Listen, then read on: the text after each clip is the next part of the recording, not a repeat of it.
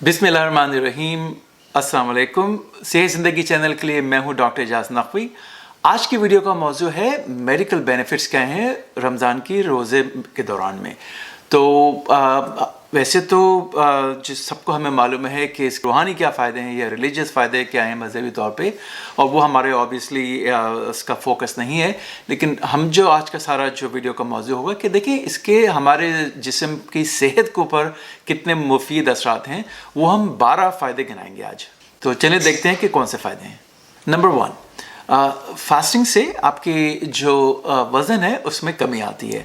और कितना आता है वो तो ज़ाहिर बात है उसके ऊपर डिपेंड करता है आप किस तरह से खाना खाते हैं। सहरी में, अफ्तारी में ज़्यादातर लोग जो खूब भर के खाते हैं, वो तो सारा जो उसका जो मकसद है उसको ख़त्म ही कर देता है। लेकिन जो जिस तरह से रखना चाहिए और अगर रखें सही से, तो रिसर्च में भी शो किया है कि वज़न में कमी आती है। नंबर 2, फास्टिंग से और रोज़ा रखने से आपकी कोलेस्ट्रॉल में भी कमी आती है। इसमें भी रिसर्च में देखा गया कि जिन लोगों ने रोज़े रखे उसके बाद जब एक जो भी उन्होंने पीरियड लिया, चाहे 1 महीने का हो या 6 हफ्ते का हो, 2 महीने का हो, जो भी हो, जब कोलेस्ट्रॉल चेक की शुरू में और बाद में, तो उसमें कोलेस्ट्रॉल की खासतौर पर जो बैड कोलेस्ट्रॉल है और जो ट्राइग्लिसराइड्स कहते हैं उसमें कमी आई। नंबर 3, फास्टिंग जो है वो आपकी जो शुगर है वो उसमें कमी लाती है। अगर किसी को डायबिटीज़ है तो वो उसके लिए भी मुफीद है। लेकिन इससे पहले कि मैं ये भी ज़रा याद दिलाता चलूँ कि अगर किसी को डायबिटीज़ है उसके लिए हम एक अलग से वीडियो बनाएंगे जो सिर्फ डायबिटीज़ और फास्टिंग के ऊपर है। वो ज़रा उसको आप एहतियात करनी पड़ेगी। जिनको टाइप 1 डायबिटीज़ है, जिसको इंसुलिन डिपेंडेंट कहते हैं, जिसका आपको इंसुलिन लेना बहुत ज़रूरी है, उसमें तो फास्टिंग करना, रोज़ा रखना सेफ़ नहीं है। तो उसको हम रेकमेंड नहीं करते। अगर आप पहले नंबर 1 के अपने डॉक्टर से रुजू करें कि वाकई ये आपके लिए सेफ़ है और आप ये आराम से बग़ैर अपनी सेहत के ऊपर कोई मुज़िर असरात रखे बग़ैर रख सकते हैं रोज़ा, तो जब तो रखें। लेकिन उसके अलावा फिर रोज़ा रखना सेहत के लिए ख़राबी भी हो सकती है। लेकिन जिन लोगों को डायबिटीज़ नहीं है या जो दवाएं नहीं ले रहे हैं, तो उनकी शुगर में कमी आई जब उन्होंने देखा कि फास्टिंग करने के बाद कि उनकी शुगर में कमी आई। लेकिन क्योंकि जो ज़ाहिर बात है जो लोग डायबिटीज़ जिनको है वो तो मेडिसिन भी लेते हैं, तो फिर आप खाना नहीं खा रहे हैं और आपने इंसुलिन लेनी शुरू की तो आपकी शुगर कम हो गई। तो ये ज़्यादा सबसे बड़ा ख़तरा है अगर जिसको भी डायबिटीज़ है। लेकिन इंसुलिन रेजिस्टेंस जो है वो अगर आप फास्टिंग जो भी कर रहा हो तो उसके जो हमारी बॉडी में इंसुलिन की रेजिस्टेंस होती है, फास्टिंग उसको कम कर देती है। तो इस तरह से शुगर का जो कंट्रोल है वो इम्प्रूव हो जाता है। नंबर 4 वो है कि जब फास्टिंग कर रहे होते हैं तो जो ग्रोथ हार्मोन होता है वो बनना ज़्यादा हो जाता है। तो ग्रोथ हार्मोन जो है वो ज़ाहिर बात है कि हमारी ग्रोथ के लिए बहुत इंपॉर्टेंट है। एक स्ट्रेस हार्मोन भी कहलाता है और जो हमारे मसल्स की स्ट्रेंथ है और जो स्टेमिना है वो उसको एक्चुअली बढ़ा देता है। नंबर 5 वो ये कि जब फास्टिंग कर रहे होते हैं जो हमारे बॉडी में जिस्म में मैदे से एक हार्मोन निकलता है, इसको कहते हैं गैरलिन, तो वो उसको नॉर्मलाइज करना शुरू कर देता है। तो ये देखें कि ये जो हार्मोन है गैरलिन है क्या। देखिए जब हमें भूख लगती है तो कैसे हमें एहसास कैसे होता है कि भूख लग रही है। जब हम भूखे होते हैं तो हमारा मैदा ये उसको हार्मोन को सीक्रेट करता है, उससे हमें ये महसूस होता है कि अब हम भूखे हैं, तो फिर हमें खाना होता है। जब शुरू में आप रोज़ा रखते हैं तो गैरलिन की लेवल आपकी बढ़ जाती है, तो इसलिए आपको एक्चुअली भूख और भी लगने लगती है। लेकिन जैसे जैसे रोज़े रखना शुरू करते हैं तो वो फिर एक्चुअली गैरलिन की लेवल कम होना शुरू हो जाती है। तो इसलिए वजह ये है कि जब आपने देखा होगा कि शुरू में जब रोज़ा रखे तो बहुत ही ज़रा लगता है मुश्किल है, और जैसे जैसे रोज़ा आप रखते रहते हैं तो वो बल्कि और आसान लगना शुरू हो जाते हैं। उसकी यही वजह है कि आपकी जो जिस्म की जो गैरलिन की लेवल है वो नॉर्मलाइज होना शुरू हो जाती है, नॉर्मल हो जाना शुरू हो जाती है, बल्कि कम हो जाती है। नंबर 6 तो फास्टिंग जो आपके हमारा जो एजिंग प्रोसेस है उसको भी स्लो डाउन कर देती है। यानी जो जैसे हमारा जो जिस्म में हमारी उम्र बढ़ना शुरू हो जाती है, हमारे स्किन में, दिमाग में या दूसरे जो भी हमारा एजिंग प्रोसेस है वो स्लो होना शुरू हो जाता है।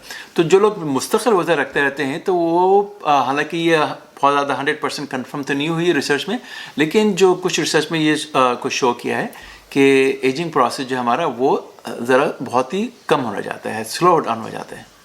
नंबर 7 फास्टिंग जो है वो हमारी बॉडी का जो इन्फ्लेमेशन है, जिसको सूजन भी कहते हैं, वो कम कर देती है, यानी एंटी इन्फ्लेमेटरी है ये।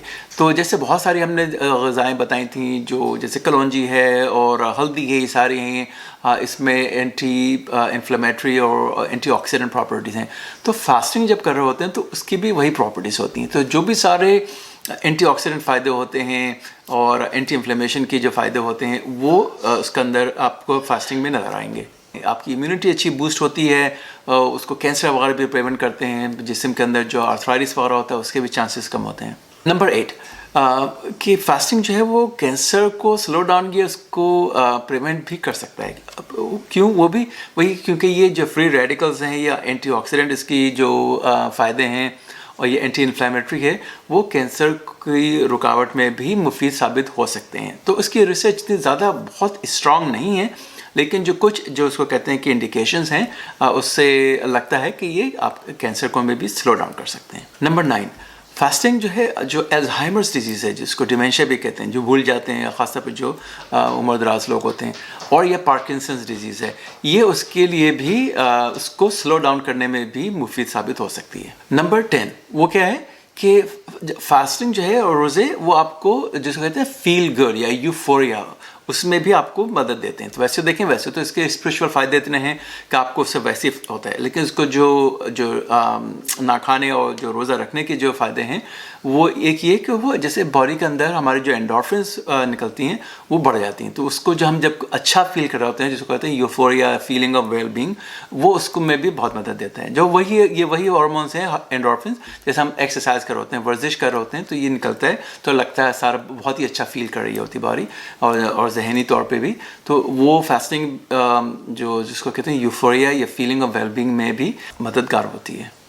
नंबर 11 वो ये कि बात क्योंकि कर रहे हैं मेंटल हेल्थ की या जहनी सेहत की, तो जो फास्टिंग जो है एंजाइटी जो होती है, टेंशन, नर्वसनेस वगैरह, ये उसमें भी मुफीद होती है। और आखिर में नंबर 12 जो है कि फास्टिंग जो रिसर्च में भी शो किया है कि डिप्रेशन जिन लोगों को होती है उनका डिप्रेशन भी इम्प्रूव हो जाता है, और बल्कि अगर डिप्रेशन जो नहीं होती है वैसे, क्योंकि ये एक फील गुड टाइप की सिचुएशन होती है, तो डिप्रेशन के चांसेस कम होते हैं। और जैसे मैंने अर्ज़ किया कि अगर जिनको डिप्रेशन है तो उनके जो भी डिप्रेशन के स्केल वगैरह हम देखते हैं उसको, तो उसमें भी रिसर्च में ये देखा गया है कि फास्टिंग से, रोज़ा रखने से डिप्रेशन में भी कमी आती है।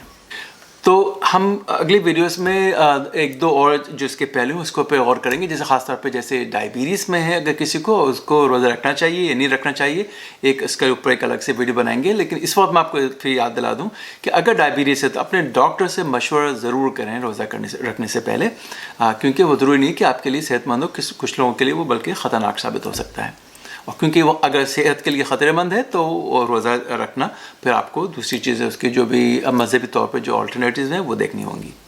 और एक और जो वीडियो बनाएंगे वो इस पर कि देखें उसकी हेल्थी डाइट क्या है, जो रमज़ान के दौरान किस तरह से जो है आपकी जो ग़िज़ाएँ हों जो कि आपकी सेहत के लिए अच्छी हैं, तो वो उसके ऊपर एक और वीडियो बनाएंगे।